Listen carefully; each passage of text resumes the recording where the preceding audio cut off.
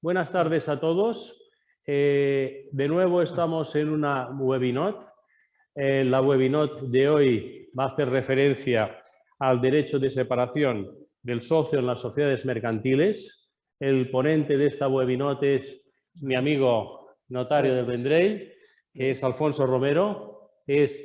Yo creo que ya no es una promesa, es una realidad del notariado, es una gran realidad y además esperamos mucho de él. Un estudioso de la jurisprudencia, de las sentencias, colaborador asiduo también en revistas, comentando sentencias del Tribunal Supremo, y nos va a dar una visión panorámica del derecho de separación del socio y con los distintos aspectos y tratamiento jurisprudencial del mismo. O sea que yo creo que va a ser una conferencia muy ilustrativa, él es muy claro explicando, con lo cual vamos a aprender mucho. Muchas gracias, Alfonso, y cuando quieras. Por cierto, podéis luego preguntar las preguntas o cuestiones que queráis y evidentemente se responderán al final. Alfonso, gracias cuando quieras y gracias por colaborar con nosotros. No, hombre, Albert, gracias a ti, gracias a vosotros siempre por el detalle que habéis tenido desde un primer momento. En cuanto a la posibilidad de responder las preguntas, hará lo que se pueda. Yo, la verdad que no soy tan experto en este tema como me gustaría. Simplemente me he dedicado a estudiarlo y a hacer un bosquejo general de cuál es la situación actual de este derecho. Y el porqué de tener que estudiar estos asuntos es el ejercicio cotidiano que se nota. Veréis, los notarios, como saben muy bien, una de las labores quizás más bonitas, pero que menos se ven, es el del asesoramiento. Hacer efectivo aquella frase tan famosa de que la notariado está juzgado cerrado. Y si en algunos asuntos podemos dar un plus valor asesorando, es en asuntos como este, donde es frecuente que haya conflictos en el seno de la sociedad que quizás con un poco de mano izquierda y con un conocimiento actualizado de la materia se puedan evitar o se pueda ayudar por lo menos a conseguir. Yo para estudiar todos estos temas, pues tengo que hacer un agradecimiento a gente que todavía no tengo el gusto de conocer, pero que escribiendo escriben maravillosamente bien. Yo os recomiendo que les busquéis si tenéis curiosidad en la materia y otros tantos de derecho mercantil. Mundo Álvarez y Matías González Corona tenemos un blog extraordinario y han tratado este asunto y lo han tratado con la profundidad que les caracteriza. Cabana Estrejo también tiene trabajos sobre ello y, que decir, es simplemente fantástico. El profesor Alfaro es un faro en derecho mercantil y en esto también. Faura tiene un momento práctico de este año muy bueno y muy actualizado. María José Castillo Vico, que hizo la oposición de restringidas anterior, tiene un tema fantástico, muy claro y muy expositivo. Y además de eso, pues el día a día, que quizás a nosotros los notarios es lo que más nos forma y lo que más nos enseña a razonar y a comprender cómo podemos ayudar. Claro, visto esto y entendido el porqué de nuestra intervención, que muchas veces es antes del problema, tenemos que pensar que el derecho de separación tiene un gran problema, y es que su conocimiento es muy técnico. Y muchas veces los socios que constituyen una sociedad no saben ni siquiera qué gozan de él. Al no saber qué gozan de él, no lo suelen tener en cuenta cuando la constituyen, mucho menos regularlo a posteriori. Y ahí es donde entramos nosotros, porque a día de hoy, y a Dios gracias, las sociedades mercantiles no son solo tener un formulario, fijar la notaría, explicar qué se quiere hacer, cómo se quiere hacer. Y si se tiene la sabiduría de escuchar el asesoramiento de quienes han estudiado mucho sobre la materia y la conocen, hacer caso. El tratado de sociedad es por todos conocido, que cuenta es un contrato de carácter asociativo, por el cual los socios nos obligamos a poner en común pues, dinero, bienes, industria, a realizar una actividad y a buscar pues, alguna manera de ganar la vida con ello. Y tenemos que quedarnos con esta idea. El contrato asociativo busca una doble realidad. De un lado, el desarrollo de una actividad, que va a venir definida en los estatutos sociales. De otro, la consecución del lucro con esa actividad. Y no se entiende la una sin la otra. En el derecho de sociedades no estamos en el seno de fundación. Estamos en un derecho que se rige principalmente por la búsqueda de un beneficio. Y eso muchas veces genera problemas en el seno de la sociedad. Porque la mejor manera de desarrollar una actividad no siempre es comprendida por todos los socios, y mucho menos por el órgano de administración. Si pensamos que el principio general de los contratos, que ya nos dice el artículo 1256, y sobre todo el 1258 del Código Civil, que es un artículo de procedimiento especial de predilección, ya nos dice que hay que cumplir no solo lo que digan, sino también lo que sea conforme a la buena fe, al uso y a la ley. Si conservamos ese principio de vínculo jurídico cuando se relaciona un contrato, entenderemos mejor por qué existe el derecho de separación. El derecho de separación es un mecanismo extraordinario de defensa ante el incumplimiento contractual y, por tanto, Yo creo que habría que enmarcarlo en esa ubicación, en defensa del incumplimiento contractual. A su vez, sabemos todos que cuando se crea una sociedad, se crea una persona jurídica. Y a partir de ese momento nos tenemos que preguntar cómo se relaciona con el mundo y cómo nos relacionamos nosotros, los socios. Es tradicional distinguir dos facetas, la exterior y la interior, la gestión y la responsabilidad. Esto va a tener su principal hito en la distinción entre sociedades personalistas y sociedades capitalistas. ¿Por qué traigo esta colación? Porque el cumplimiento del contrato y los sistemas de seguridad de los socios van a ser distintos en uno y otro caso. Las sociedades personalistas, obviamente dicho, no requieren realmente un derecho de separación o de una profundidad en el mismo. ¿Por qué? Porque con carácter general se rigen por la regla de la unanimidad. Si no estamos todos de acuerdo, se acabó la rabia porque se mata el cochino o se mata el perro. Eso suele ser un antídoto fantástico para evitar problemas. O todos vamos de la mano o no llegamos a ningún lado. Por eso nos encontramos que cuando el Código de Comercio, en alguno de los pocos artículos que todavía siguen teniendo sentido y vigencia, y sería deseable que se actualizara, que gozáramos de verdad de un Código de Comercio como se merece este país, que somos modernos y actualizados. Pero bueno, si nos centramos en el derecho de renuncia o de separación en las sociedades personalistas, vamos a encontrar los artículos 224 y 225. Estos artículos han sido muy discutidos. Pensar que las sociedades personalistas nos pueden parecer algo del pasado, pero los que estamos en la práctica diaria, os aseguro que siguen existiendo, de muchos tipos. Quizás la más común a día de hoy sean las comunidades de bienes dinámicas, que funcionan a todos los efectos como una sociedad mercantil regular colectiva. Sobre estas también tendremos que entrar en el derecho de separación, que aquí, curiosamente, guardan mucha similitud con la acción común de división, porque son primas hermanas, porque todo se basa en lo mismo. Cuando estamos en un lugar donde todos tenemos que estar de acuerdo, si alguien no lo está, tiene que poder salirse o poner fin a la situación de comunidad. Es por eso que los 224 y 225 nos hablan primero de un derecho de denuncia y después el 225 nos hace una referencia al derecho de separación. La doctrina se ha preguntado siempre si esto tiene un carácter imperativo o dispositivo. La facultad de denunciar parece clara.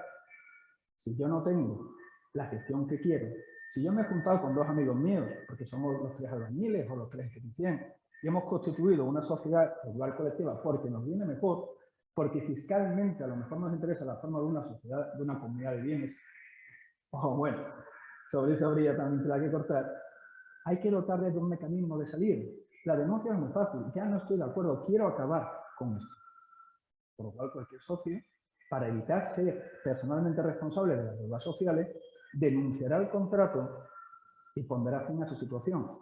Pero el 225 añade un poquito más de complejidad cuando nos habla de denuncia o separación. Entonces, ¿existe ex lege un derecho de separación en las sociedades colectivas? A mí me cuesta entenderlo. En favor, pues sí, la dicción literal. Pero si pensamos que la regular colectiva es el sistema básico de todo el entramado societario mercantil, y si tenemos en cuenta que el derecho de separación en estas sociedades puede dar el trato con el instituto personal que las constituye y que las mantiene, no soy partidario de entender que uno de los socios pueda separarse, coger la parte que a su inversión le corresponda y dejar a los otros socios en la obligación de continuar. Cuando yo me he constituido en una asociación con alguien en una sociedad, lo he hecho porque entiendo que colaborando entre todos llegaremos a un fin común. Si tú te sales, puede que sea que a mí no me interese seguir relacionándome con el otro socio, porque me lleve mal, porque tú seas el puente entre nosotros. Porque tu solvencia a lo mejor es la que arrastra a la gente a confiar en nosotros. Porque tu nombre, que recordemos que la regular colectiva se supone, es la marca de la empresa. Si tú te sales, yo no quiero permanecer aquí. Si yo reconozco sin más en ley un derecho de separación y una obligación, por tanto, de los demás socios de continuar, quizás esté favoreciendo al que salga, pero a los que se quedan les hago un flaco favor. Por eso, mi opinión es que ante la denuncia, lo único que cabrá es que el resto de los socios, si así lo quieren, acuerden continuar, pero hará falta un nuevo acuerdo. Y hará falta que se manifiesten y que digan las mismas bases que tenemos ahora, las queremos continuar.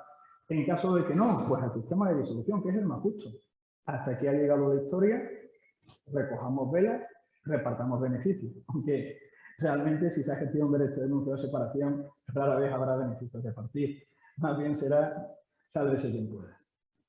Bueno, en cualquier caso, también quiero con el profesor Alfaro que sería conveniente por vía estatutaria, y ahí entramos los notarios, asesorar que se sustituya este derecho de denuncia por un derecho de separación regulado. Si yo regulo el derecho de separación en el contrato de sociedad, ya no se me puede decir que el instituto personal era un elemento esencial. Ya no se me puede decir que se me ha impuesto continuar como un socio. Los presupuestos estaban claros y había que continuar.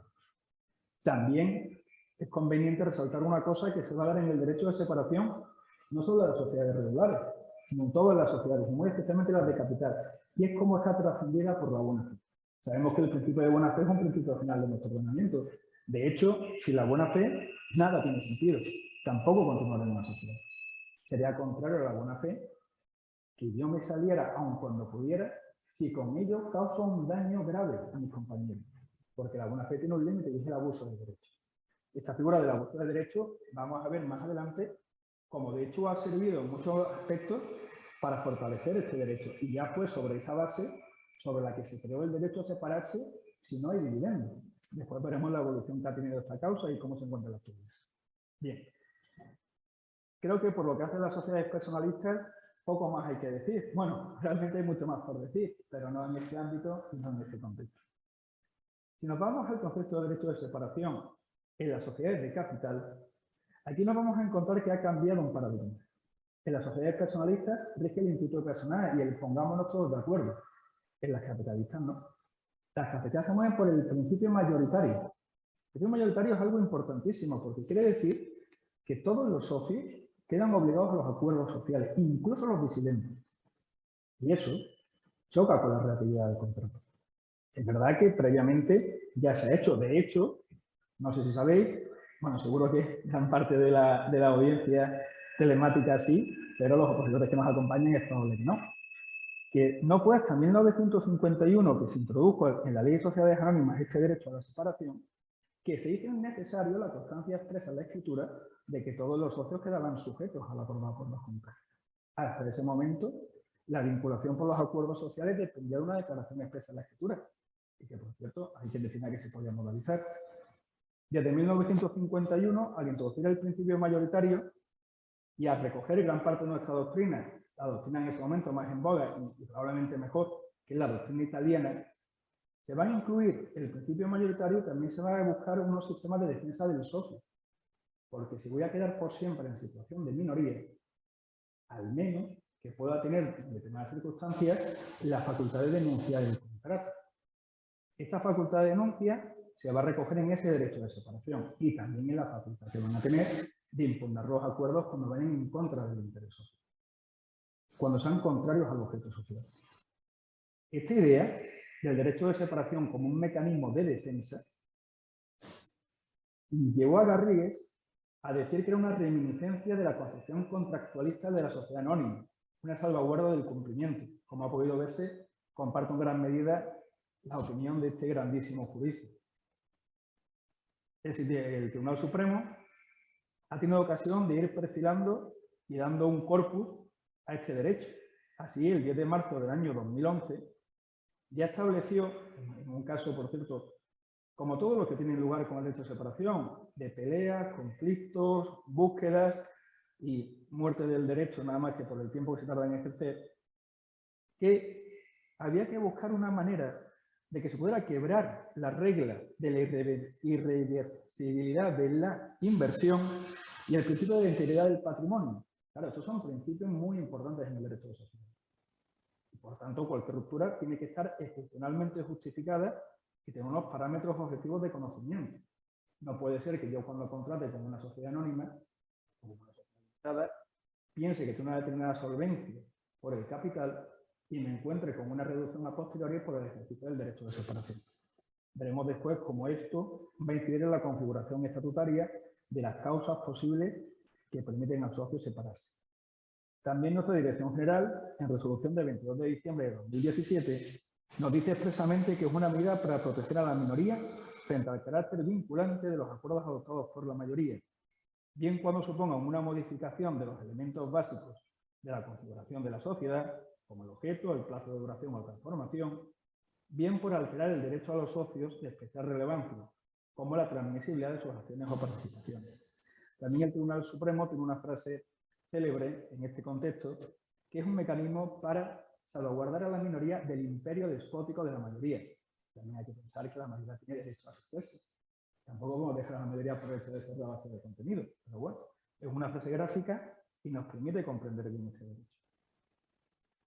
Si bajamos a lo práctico, si bajamos a la regulación actual, nos vamos a encontrar con carácter general, que es el título 9, los artículos 345 y siguientes del texto refundido, y que además se ha producido una asimilación entre las causas anteriormente aplicables a la sociedad anónima y a la sociedad limitada. Yo en esta exposición me voy a dedicar a estas causas. ¿Por qué? Porque aquellas causas principales que puedan obedecer a tipos específicos, como las agrupaciones de interés económico, a las sociedades profesionales en su artículo 13, que es un artículo muy importante, incluso a las que se deriven de la Directiva 2019/2021, de momento exceden el objeto de este estudio. Si nos vamos a centrar en el análisis del derecho de separación, lo primero que nos va a llamar la atención es que está parcamente regulado. Es verdad que ya por lo menos tenemos un corpus donde entrar y sobre ese corpus se puede construir, pero hay causas muy importantes y efectos que no encuentran un reflejo. Al no encontrar un reflejo, se nos hace necesario rellenarlo. Y de nuevo aquí entramos los notarios, porque somos juristas prácticos. Y los juristas prácticos ante el vacío tienen que llenar. Nosotros no podemos denegar porque no esté regulado. No nos podemos mover por el principio de que si no está en la ley, no existe. No es tan fácil nuestro oficio. El de otros sí, o por lo menos así lo quieren hacer. El nuestro nos obliga a adaptar, nos obliga a estudiar, nos obliga a integrar. Y en este derecho se nota, y se ve, y se siente. Lo primero que nos tenemos que preguntar es ¿quién puede ejercer el derecho de separación? La primera respuesta es muy fácil, los socios. Y ojalá fuera siempre tan fácil, pero no lo es. Los socios se pueden encontrar de muchas maneras. Podemos encontrarnos comunidades de bienes, menores, casados, personas jurídicas. Cuando nos encontramos ante eso, hay que discutir, bueno, ¿y cuál es la naturaleza del derecho de separación? Yo la verdad es que lo he buscado y está escasamente tratado. Hay quien te dirá que es un acto de administración. Y dirá, bueno, si se ha celebrado un contrato y lo que se está exigiendo es el cumplimiento del mismo, exigir el cumplimiento no es disposición, es prácticamente algo ordinario de la administración. Si tenemos eso, a mí me cuesta. Si entendemos que es un acto de disposición, también nos encontramos que, bueno, ¿y quién puede disponer? El socio por sí mismo, cada uno de los copartícipes, los representantes legales del menor, un apoderado sin poder especial. De nuevo, hay que pensar.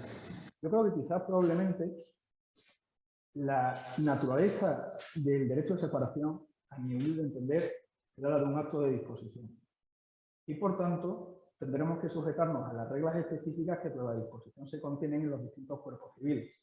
Tanto el Código Civil con carácter general para el conjunto del Estado, aquí en Cataluña, con nuestro Código Civil de Cataluña. En otras partes, pues las normas específicas.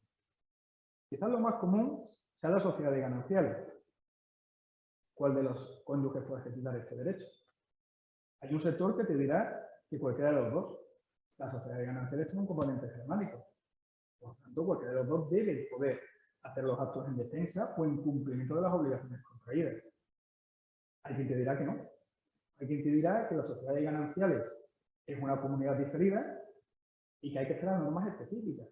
Y que aquí hay que estar al estatus de socio, a la titularidad de socio. Se apoyarán en 1385 que dirá que únicamente puede ejercerlo el socio titular. ¿Por qué? Porque es el representante, o más que el representante, es que es realmente el socio. Como es el único socio, solo él compete ejercitar estos derechos. Después tendrá que rendir cuenta.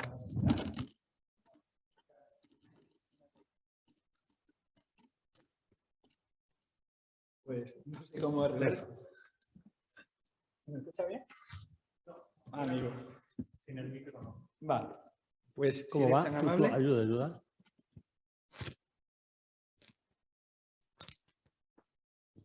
Perfecto.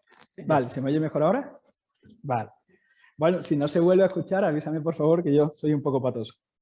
Bueno, pues como iba diciendo, si entendemos que el único socio es el realmente figura como tal en los libros de la sociedad, que además es quien la sociedad tiene que repercutir como el mismo y con legítima para la actuación, no cabrá que el cónyuge no socio ejercite el derecho de separación. Eso no significa que sea incapaz o que no pueda defender los derechos que crea que le asisten. Recordemos que la vía del artículo 1390 y 1391 no conllevan necesariamente una acción, también puede ser una omisión y cabe acudir a la autoridad judicial, si es competente, para que nos permita defender nuestros derechos. Si estamos en caso de alguna persona con necesidad de complementación de su capacidad, pues tenemos que estar al caso concreto. ¿Entenderá esta persona lo que está haciendo? ¿Necesitará un curador asistencial? ¿Podrá el curador representativo por sí solo? Nada tiene que decir. Aquí la verdad es que la causística es inmensa. Yo, por mi parte, el principio rector que seguiré en el despacho es entender que es un acto dispositivo de un valor mobiliario cuando sean acciones y de un objeto probablemente de extraordinario valor cuando sean participaciones. Y a partir de ahí acudir a aquellas reglas generales. La comunidad probablemente presenta unos rasgos propios en el ejercicio de este derecho. Como sabemos, la necesidad de nombrar un representante frente a la sociedad es una norma en interés de la propia sociedad que la misma puede renunciar. Pero esto debe tenerse en cuenta y en correlación con el carácter indivisible del título, ya sea la acción, ya sea la participación. Si esto lo tenemos así, ¿puede uno solo de los comuneros solicitar el ejercicio del derecho de separación? ¿Puede la mayoría de la comunidad tomar este acuerdo y obligar, por tanto, a los otros a seguirlo? En mi opinión, no. En mi opinión, como he dicho, es un acto de disposición y, por tanto, el consentimiento tiene que ser unánime. Eso no significa que el comunero que no esté de acuerdo vaya a quedar sujeto per secula seculorum. Recordemos que existe la acción común de división y se puede ejercitar aquí con carácter previo.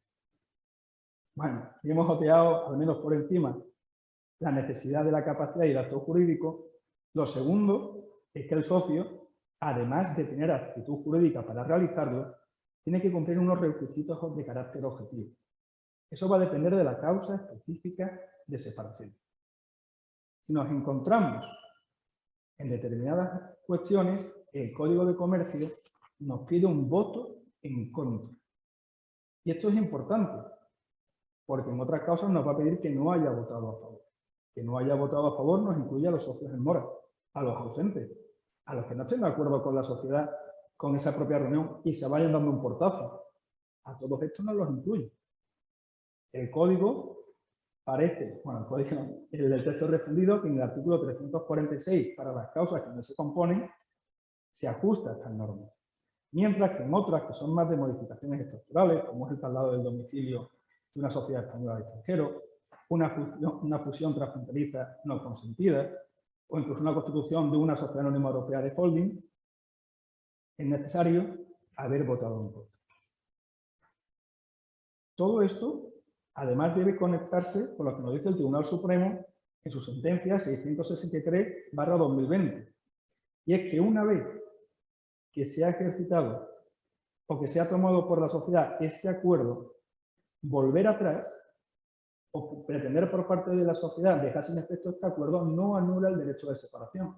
Será un acuerdo nuevo, será un acuerdo distinto y a él se tendrán que sujetar.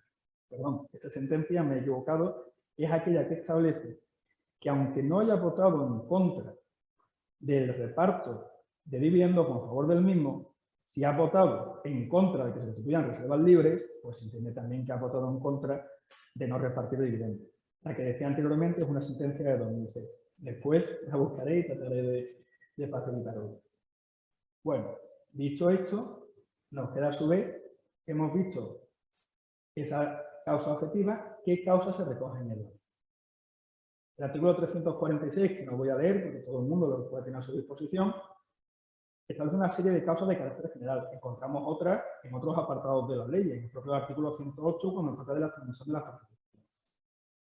Y es frecuente preguntarse en la doctrina si este artículo es un contenido necesario o es un contenido dispositivo. Y aquí vamos a encontrarnos con uno de los vectores más importantes en el mercantilismo, que es la lucha entre las sociedades de capital, la sociedad en general, entre contractualistas e institucionalistas. Yo tengo que decirlo, que figuro claramente en el bando contractualista. Para mí, la voluntad ha de prevalecer. Cuando no daña a un tercero, la voluntad de separación de obligaciones y lo que nos permita configurar las cosas que queremos. Antes he dicho una cosa distinta a la regular colectiva, pero por el supuesto objetivo de tipo general de las sociedades mercantiles. Hace falta unas normas imperativas, al menos en los sustratos más bajos. Pero aquí no estoy en ese ámbito. Aquí me estoy moviendo en sociedades de capital. Y las sociedades de capital son un mecanismo muy importante para el desarrollo de la actividad económica del país, para el ejercicio de la libertad de empresa y para la lucha por el bienestar general. Siempre he pensado que mientras mayor sea la libertad del que invierte, mayor será la inversión del que puede hacer. Por tanto, yo me manifiesto claramente en favor de un carácter dispositivo. Es verdad que hay un principio general y es que tengo que facilitar la salida de aquel que se encuentre siempre bajo el imperio de la minoría. Pero no debemos olvidar que los derechos son renunciables. Así lo dice el artículo 6 del Código. Asimismo, si nosotros nos vamos al derecho de separación, encontraremos que cuando el texto refundido de la Ley de Sociedad y Capital enumera los derechos básicos de la condición de socio, no está el de separarse. Además, cuando queremos introducir o modificar una causa legal de separación, una causa tributaria de separación, nos exige unanimidad. Y estoy convencido de que facilitar a los socios hacer suyo la sociedad, capital desde el traje a medida, es conveniente para todos los áreas. El interés social es el interés de los socios individualmente considerados, al menos en mi opinión. En contra, el derecho de separación por causas legales tiene esa raíz del principio informador del sistema. Esa raíz, además, conectada, como hemos dicho antes, ya desde que nos lo dijera Garrigues, con una visión contractualista del derecho. Y que cuando la ley ha querido permitir expresamente que nos podamos apartar de una causa de separación, como el hecho de las prestaciones accesorias, nos lo ha dicho así. Luego deberíamos entender que los demás, que no nos ha dicho nada, no tenemos la libertad para hacerlo. Yo, entre esta dos teorías, como ya he dicho, me decanto por el carácter dispositivo. No parece que sea la mayor detalle. También a veces ha sido muy discutido la posibilidad o no de alterar las causas de separación que vienen reguladas por la ley, sino añadiendo una nueva, añadir una causa ad nutum. Es decir, puedo siempre sencilla y llanamente recoger por parte de esa persona que venga a mi notaría, que busca asesoramiento, es decir, quédate tranquilo, porque si no estás a gusto en la sociedad, das un portazo y te vas. O le tendré que decir a esa persona que está limitada a establecer unas reglas que establezcan con carácter imperativo o mínimo el texto refundido. Yo me activo, como podéis imaginar, en la corriente de la resolución del 25 de septiembre de 2003, no dice que sí. Eso sí, estableciendo cautelas que eviten daño o perjuicio a terceros o a la sociedad. Pero es que eso ya lo tiene cualquier derecho, porque se tiene que ejercitar conforme a la buena fe y evitar siempre el abuso de derecho. El Tribunal Supremo también ha tenido ocasión de pronunciarse, tanto el 15 de noviembre de 2011 como el 14 de marzo de 2014. En dicha sentencia nos dice que, claro, la literalidad del precepto no lo impide. Y recordemos, lo que no está prohibido es muy difícil que no esté permitido. A veces no lo está, pero no podemos coger esa norma de lo no regulado que está fuera. Además de eso, flexibilizar el régimen legal. Bueno, recordemos que las sociedades limitadas son una creación notarial, flexibilizando justamente el régimen que había de las sociedades anónimas. Y que la autonomía de la voluntad está reconocida como fuente de obligaciones también en derecho societario, en el artículo 28 y el artículo 29. Incluso si analizamos el artículo 108.3 de la Ley de Sociedades de Capital, cuando nos habla de la modificación del régimen de transmisión, la entiende implícita. Por tanto, yo creo que cuando vengan a nuestro despacho y nos requieran asesoramiento, y veamos que gente que no hay que ir con desconfianza, pero hay que saber las armas que uno tiene, que quiere configurar una causa ad nutum, pues ahí está nuestra labor de asesorar, de evitar problemas y de establecer un medio que sea objetivo, que sea cautelar, como hemos hecho en otras instituciones los notarios. Bueno, notarios más formados y mejores que yo, pero han hecho. Solo hay que leer, por ejemplo, las recientes resoluciones sobre el pacto comisorio y sobre el pacto murciano de intervalos. Son fantásticas. Y eso se hace mojándose y buscando rellenar aquellos huecos que la legislación no tiene. Por tanto, al menos en mi humilde opinión, sí que habrán supuestos de separación ad nutum. Podemos mirar también algunos de los detalles de estas causas de separación. Lo cierto es que no sé cómo voy de tiempo y si tendría que acelerar... Nada, vas bien, vas bien, vas bien. Vale. Bueno, es que yo tiendo a enrollarme, no sé si ya no es andaluz. Sigue, vas muy bien. Bueno, la primera de ellas es la modificación sustancial del objeto social. Claro, esta es de cajón. En pocas cosas se ven más cómo se ha modificado el objeto primitivamente establecido entre los socios que cuando se cambia el objeto social. Algunas de estas son evidentes. Es decir, una sociedad que se ha dedicado toda su vida a hacer muebles, si de repente se pone a vender coches, algo ha pasado ahí. Y es normal que un carpintero que se haya asociado con otro se asuste y se quiera ir, o no, pero por lo menos que sea su voluntad. Cuando la modificación sustancial es tan evidente que hiere los sentidos, pues poco podemos interpretar nosotros. Quizás lo que sí cuesta un poquito más de interpretación es cuando no se sustituye una actividad por otra, sino que se van añadiendo. Aquí la línea es más difícil, porque claro, las sociedades tienen que adaptarse. La forma de hacer negocio de hace 50 años no es la forma de hoy. Que se lo digan a todas las empresas de entrega, que se lo digan a tantísimo comercio minorista. O te adaptas o te quedas fuera. Para mí, en mi opinión, y esto es una opinión que así quede reflejado, mientras en el CENAE la actividad principal siga siendo la misma y las actividades que se adicionan sean complementarias al desarrollo, no creo que deba entenderse subsumido en el supuesto legal por modificación del objeto social. De hecho, justamente, a veces se te ha dicho con estos mimbres hay que hará. A mí la necesidad de hacer costar el CENAE o la actividad principal siempre me pareció un poco injusta, porque una sociedad dentro de su objeto puede ir variando, pero mira, quizás aquí consigamos buscar una utilidad. Mayores problemas nos presentan las modificaciones fácticas, es decir, aquellas que por la vía de los hechos y sin alterar los estatutos van a desembocar en una actuación por parte, principalmente de los órganos de administración, distinta de aquella que constituye el objeto normal de explotación de la sociedad. De la misma manera que hemos visto antes, imaginemos que ahora esta entidad de muebles va comprando distintos establecimientos y los va alquilando, porque tenga liquidez, porque hayan visto una oportunidad de negocio. Pero no modifican para ello el objeto social. Debe entenderse que el socio que no está conforme con este devenir de la administración goza de la facultad de irse, si no ha sido modificado el estatuto, que siempre es el título generador de todas las obligaciones y cuyo cumplimiento se puede exigir. Es discutible. En favor del derecho a separarse, encontramos una ya decana resolución del 15 de noviembre de 2011 que entiende que sí. Claro, también después hay que probar hechos, pero bueno, al principio lo entiendo. Otro sector lo articulan en dos fases. La primera, defensa del socio, cuyo administrador o cuyo órgano de administración empieza a hacer cosas fuera del objeto social, es la propia censura del órgano de administración, que además recordemos que en cualquier junta se convoca ad nutum y que con poco aparte del capital social se puede obligar a la convocatoria. Solo si no se produce esta convocatoria de la junta o producida la misma el resto de socios no quiere optar por una modificación de los estatutos que incluye esta nueva variación del objeto social que posibilita la salida, pues hecho lo que es necesario para la cautela o para el interés social, ahí sí nacería un derecho del socio a separarse por modificaciones prácticas. También es muy discutido qué pasa cuando no hay modificaciones propiamente del objeto, sino de la forma de desarrollar el objeto. Señaladamente cuando hacemos modificaciones estructurales.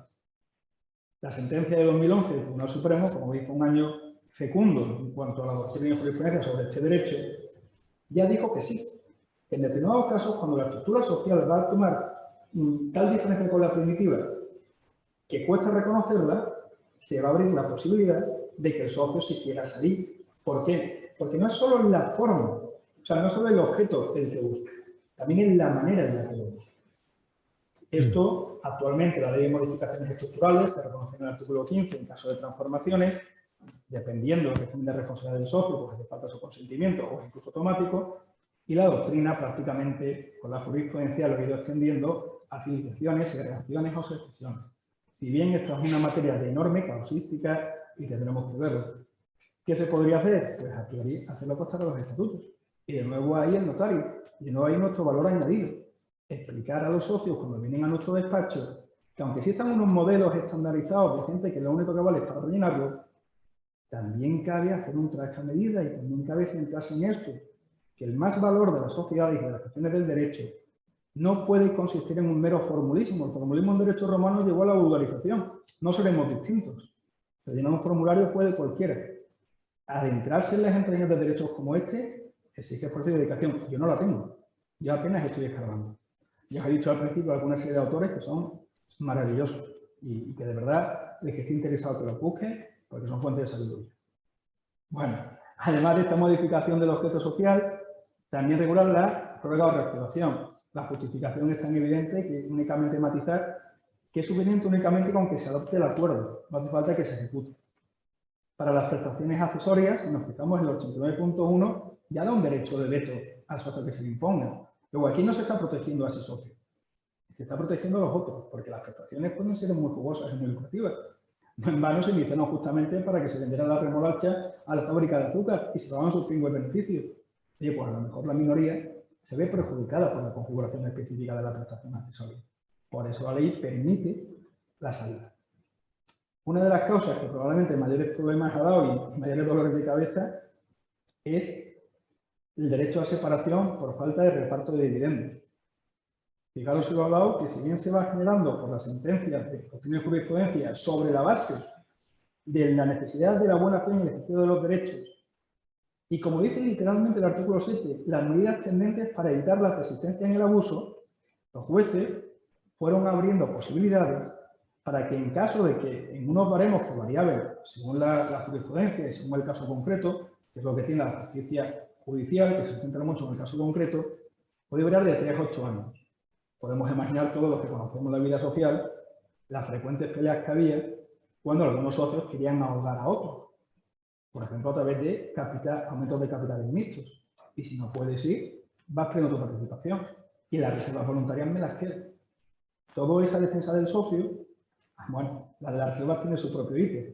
Pero en esta, acabó, por ejemplo, en la modificación e introducción de este derecho a separarse cuando no me reparten dividendos, que hizo la ley de 25 de 2011. Claro, todos sabemos el contexto económico que había en esos momentos. No parecía que fuera el más adecuado para obtener la efectividad del mismo.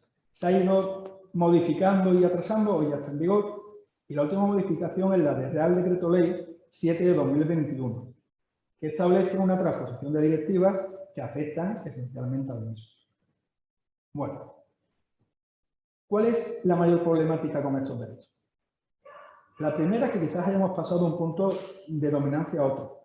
Está bien reconocer el derecho del socio a apartarse cuando no le reparten sus beneficios, porque la búsqueda del lucro es un elemento esencial de este contrato. Pero sí que es verdad que en determinadas circunstancias los administradores hacen bien en constituir reservas voluntarias y en prepararse para lo que pueda venir. La doctrina de la jurisprudencia tendrá que ir perfilando el contenido de este derecho para que no se convierta en un arma de la minoría frente a la mayoría para hacer actividades que puedan ser contraproducentes. También ha dado mucho que hablar que se entiende por ejercicio anterior de la edición del artículo. La sentencia de 25 de febrero de 2021 es fantástica en esto. Solo tenemos que ver el supuesto de esto para comprenderlo. Generalmente las sociedades, si viviéramos en un país de los justos y lo se hiciera estupendamente, cada año aprueban sus cuentas, se acuerda lo que corresponda, pero todos los días, si no todos los días, todos los meses, tenemos en la notaría sociedades que legalizan las cuentas de 3, 4 o 5 años. Cuando esto pasa, la ley no pasó, bueno, ¿y qué sucede si en uno de estos años hay beneficios y no los hay en el resto? En este supuesto de la sentencia, uno de los socios dijo, oye, en 2017, lo que era 2017, no puedo preguntar en la fecha, hubo beneficio y no se repartió. Yo quiero lo mío. Y si no separaron, teniendo en cuenta lo que valía la sociedad en 2017, cuando 2018, 2019, 2020 había sido deficitario. Aquí el tribunal, yo creo que haciendo un alarde de buen derecho, dijo, bueno, entendamos por el anterior e inmediatamente anterior, porque hay que ver la situación actual de la sociedad. De nada me sirve haber tenido beneficio hace 4 años si hoy no los tengo. Y tampoco puedo autorizar este ejercicio de derecho que puede perjudicar a terceros. En mi opinión, es una buena sentencia. Como otras causas, pues podemos señalizar la que ya hemos hablado de la modificación de transmisión. También falta una regulación concreta de un asunto sobre el que han corrido ríos de tinta, y es cuando se pierde el estado de socio. Si pensáis que esto no tiene relevancia, pensad cuando nos llaman a los notarios para que vayamos a una junta. Si alguno de los socios ha ejecutado su derecho de separación, computa para el quórum, tiene derecho de asistencia, de voto, de información. Puede incluso requerirme un socio que tenga una participación suficiente, que haya ejercido el derecho de separación, pero todavía se esté plegando con la sociedad para que vaya a la sociedad. Puede requerir a los administradores para que la convoquen. Esta cuestión, que es importantísima, lo cierto es que no está regulada, al menos no con carácter general. Este año, que también ha sido rico en jurisprudencia en este aspecto, el Tribunal Supremo se ha pronunciado. Idealmente, ha habido en la doctrina tres teorías principales. Aquella que entendía que se dejaba de ser socio en el mismo momento que se declaraba. La que entendía que no solo bastaba esa declaración, sino también la recepción y conocimiento por parte de la sociedad. Esta teoría es la que se encuentra en el artículo 13 de la Ley de Sociedades Profesionales y es la que han defendido autores de la talla de Fernández de Córdoba, y la que entendía que no se dejaba de ser socio hasta que la sociedad no cumplía su obligación y te pagara. Es la que defendía, por ejemplo, Pulgar Esquerra. Todas estas teorías, sobre todo las dos últimas, la de recepción y reembolso, tienen luces y sombras. Si pensamos que es únicamente de la recepción y después la sociedad nos va poniendo palos en el camino, el socio se queda en una situación en tierra de nadie. Ni puede, a través del conocimiento interno de la sociedad, controlar a los órganos de administración y al resto de los socios para que cumplan lo que el derecho le corresponda, ni por otro lado va a recibir todavía el importe de la misma como la sociedad niegue la existencia de la causa, que es lo que pasa en la primera de la sentencia. La teoría del reembolso, a primera vista, es más justa. Hasta que el socio no obtenga lo que por derecho le corresponde, que siga siendo socio. ¿Pero qué sucede? Pues nos lo ha mostrado el Tribunal Supremo este año. Para que entendamos la situación, está una sociedad que en el año de 2011 adopta un acuerdo. Algunos de los socios no están conformes con él, entienden que hay causa de separación y la ejercitan. En el año 2014 le dan la razón en la existencia de la causa. Ya llevamos 3 años. Si miro la recepción, deberían ser 3 años donde no son socios, donde no tienen derecho a participar en la Junta, donde no tienen acceso a la información, donde son extraños con un derecho de público.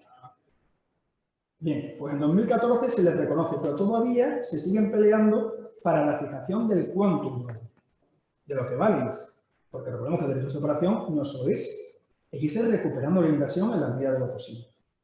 Pues tenemos que esperar, porque en 2016 esta santa sociedad se declara en concurso. ¿Qué pasa con los otros? Si son terceros, son acreedores. Crédito concursal, decreto ordinario. Pero si son personas especialmente vinculadas, si siguen siendo socios, se van a ir al crédito subordinado, es decir, no van a haber un duro. El Tribunal Supremo, planteándose todo esto, decide que el momento en que se deja de ser socio es en el momento en que se produce el reembolso. 10 años más tarde. Esta sentencia goza de un voto particular de Díaz Fraile, en mi opinión, más acertado, aunque realmente quien creo que mejor explica la bondad de la teoría de la recepción es Sigmundo Álvarez y Matías González Corona en su blog, que de verdad que es fantástico y que os recomiendo. Fijaros la importancia de todo esto. Estamos hablando de gente que pasa 10 años para cobrar y que no va a cobrar un duro. Para que veamos que en estas cosas no hay blanco-negro. De nuevo, los notarios podríamos haber ayudado. A lo mejor los estatutos se podrían haber establecido unas causas de liquidación y solución de este derecho, establecer cómo ejercerlo y establecer al menos un derecho a, en el momento que haya un mínimo de acuerdo, que se cobre eso y el resto pues ya veremos más tarde. Por cierto, que la sentencia no solo establece el sistema de reembolso, sino que además manda a los socios al crédito subordinado, que tengan suerte y cobren. Esta sentencia ha sido después, en cuanto a este punto, reforzada y tenemos un cuerpo jurisprudencial, que son las sentencias 4 del 21, 47 del 21 y 64 del 21, donde ya podemos considerar doctrina jurisprudencial, que en derecho español, las sociedades con carácter general, desde el momento del reembolso. Y que la solución del artículo 13 de la Ley de Sociedades Profesionales, la solución que se contenía en el Código de Sociedades Mercantiles de 2002, en el artículo 52, o en el anteproyecto del Código de Sociedades Mercantiles, en el artículo 271.23, pues no son así. y que tenemos que dar es el momento del reembolso. Bueno, y una vez que hemos de reembolsar, ¿cómo valoramos las acciones o participaciones del socio que se ha ido? Aquí el Tribunal Supremo, la verdad que hace un escorzo extraño, porque vuelve a reforzar su sentencia de 2014 que nos dice que no, que es del momento de la recepción de la comunicación. Por tanto, en este caso, hemos visto antes, nos tenemos que ir a 2011, valorarlo conforme a 2011, que no sé cuál sería la situación económica de la sociedad, y actualizarlo. Bueno, lo dice el Tribunal Supremo, y hemos de respetar su criterio.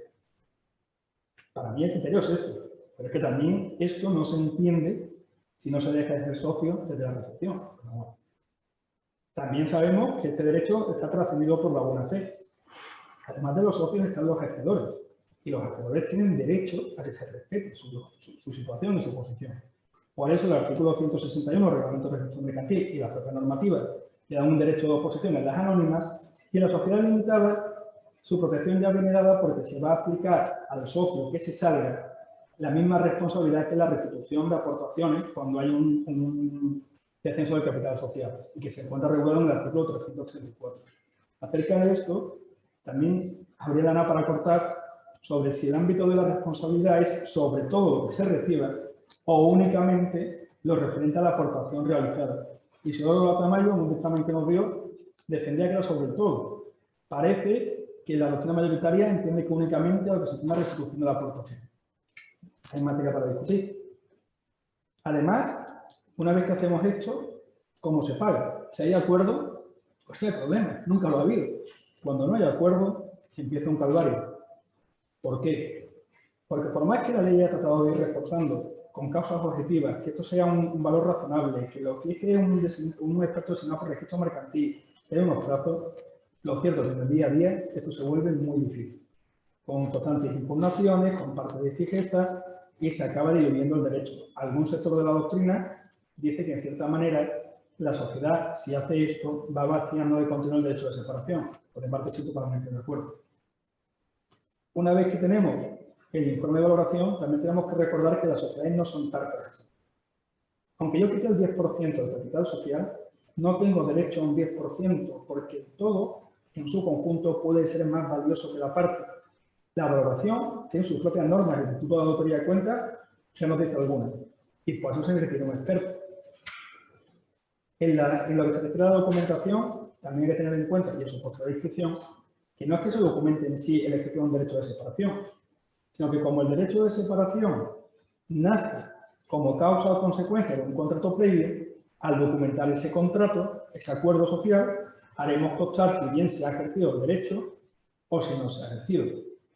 Si se ha ejercido ese derecho, tenemos que hacer constar de nuevo si la manera en que se ha llevado a cabo es por disminución del capital social, acreditando el pago de la consignación, o por la adquisición de las acciones por la propia sociedad.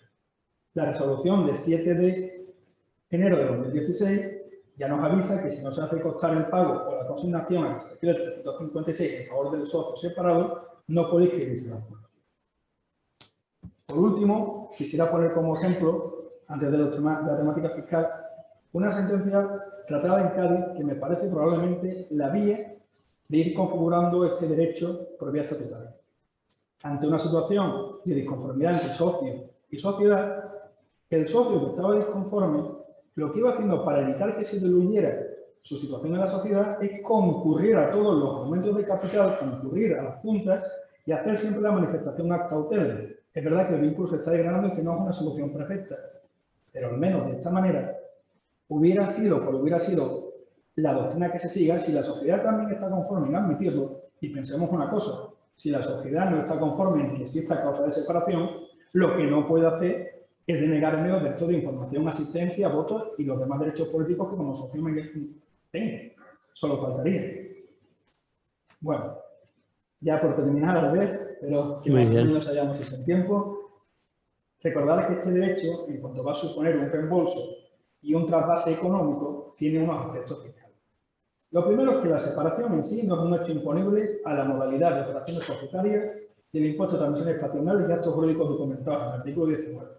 Sí lo puede constituir la restitución de aportaciones al que lugar la disminución del capital social siendo la base imponible el valor real de los bienes entregados, artículos 19 y 25. Y en el impuesto de sociedades nos encontraremos un hecho imponible en el artículo 17 y que habrá que valorar por el valor real de mercado, el otro emitido a los socios por causa de separación. En el IRPF, solo recordar que en el artículo 37.1c puede constituir un rendimiento de capital inmobiliario. Y bueno, creo que para hacer una visión general es suficiente. Muchas gracias, Alfonso, muchas gracias.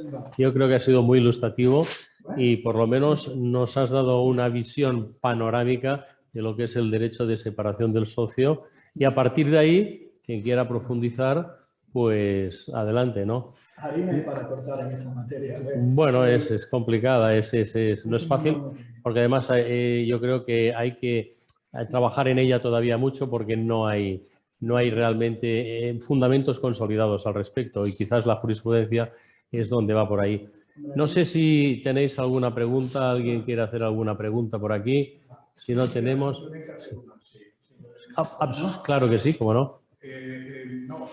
Cuando un socio decide ejercitar ese derecho por esa voluntad manifestada por la comunicación, ¿puede renunciarse? ¿Puede echarse para atrás en ese sentido? Supongamos que la sociedad, como usted manifestaba, se hace un poco... da largas, ¿no? Entonces, a lo mejor el socio puede ser marcha atrás. O ese paso que manifiesta de manera expresa y la recibe la sociedad ya no tiene marcha atrás. Bien, te voy a dar mi opinión y es solo mi opinión. Yo creo que si no hay un nuevo acuerdo entre resto de socios y socios, una vez que se pone en marcha este camino es irrevocable. ¿Por qué? Porque este camino supone la quiebra del vínculo contractual. Podemos discutir a partir de qué momento surge plenos efectos, pero ya se ha degradado ya el interés del socio saliente y de los socios permanentes, ya no va en paralelo. Claro que si hay mutuo acuerdo. De sociedad se ha roto, ¿no? Claro. Ahí el sustrato social, una vez roto, como decía Robert Griffith de Claudio, tú puedes romper un plato y volver a pegarlo, pero nunca será como un plato que no se ha roto. Si hemos roto el consenso, lo que está roto solo puede ser arreglado por todos. El Tribunal Supremo, cuando se conoció en 2006, lo que nos dice es que no se puede dejar ahora el contrato o que no puede la sociedad, por cambiar el contrato o por dejar sin efecto el acuerdo que había dado lugar al derecho de separación, impedir al socio desarrollar esto. Y es por esa base contractualista, en mi opinión. Claro que si todos se ponen de acuerdo, ningún problema hay. Porque el acuerdo lo tiene que poder todo. Se necesitaría el acuerdo unánime de todos. Sí, para mí sí. Para mí sí. Pero eso es mi opinión. Muy bien. No sé si tenéis alguna otra pregunta. Si no hay, me comunican que no hay ninguna pregunta tampoco a través o telemáticamente. Con lo cual, solamente comunicaros, y os voy a comunicar la próxima webinar que nos la va a dar nuestro compañero que fue de este colegio y que actualmente es del colegio que está en Las Palmas, en Canarias, Colegio de Canarias, en Tenerife, y que va a hablar sobre, concretamente, las notas de urgencia sobre la reforma notarial y registral del anteproyecto de ley de las medidas de eficiencia digital que va a hacer nuestro compañero Javier Martínez del Moral. O sea que para la próxima webinar os esperamos aquí y hasta el próximo día. Gracias por vuestra atención. Muchas gracias.